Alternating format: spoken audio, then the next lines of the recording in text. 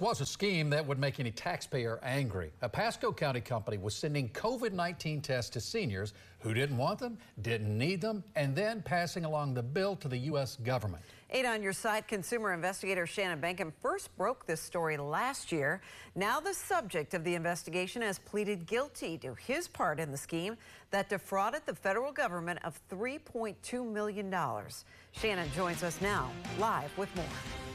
Stacey, Keith, it was more than a year ago that my investigation exposed a new Port Richey lab accused of shipping unwanted COVID tests all over the country. And now the owner of that lab has admitted in federal court his role in the fraud scheme.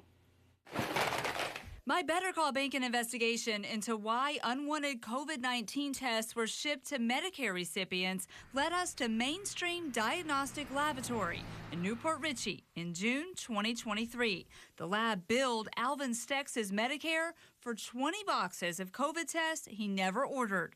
This company literally was shipping unwanted stuff to an unknown subject that never requested it. Stex's explanation of benefits from Medicare showed Mainstream Diagnostic billed $144 each month for 6 months, and Medicare paid $94.08 each time out of taxpayers' pockets. At the time, I reached the lab's owner, Rance Bradshaw, who told me he was doing nothing wrong, but refused to answer my questions about where his lab was getting Medicare numbers and why it was sending tests to people who didn't order them.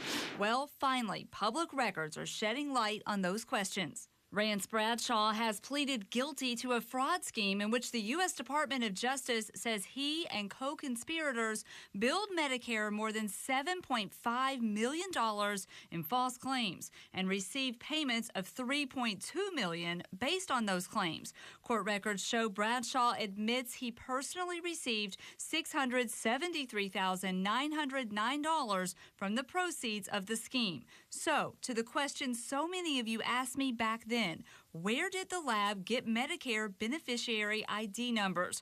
Court records show the federal government alleges Bradshaw and others paid a marketing company $210,000 in exchange for Medicare numbers for thousands of Medicare recipients throughout the country. Bradshaw's sentencing is set for August 21st in Tampa. He faces a maximum of 5 years in prison and supervised release for up to 3 years after that. He could also receive a maximum fine of $250,000. In addition, he has agreed to forfeit the more than $600,000 that he admitted to receiving as part of this scheme. Now, Shannon, you also mentioned co-conspirators. So has anyone else been charged? Not that I'm aware of just yet, but I can tell you that Bradshaw's business partners are identified in one of these criminal complaints as participating in the conspiracy. These types of crimes do typically involve many people, so we will keep an eye on this as the case unfolds. Yeah. Who knew this information was even for sale, apparently? Right. That's scary in itself. It's really scary. Thank you. If you have a problem that needs solving, you better call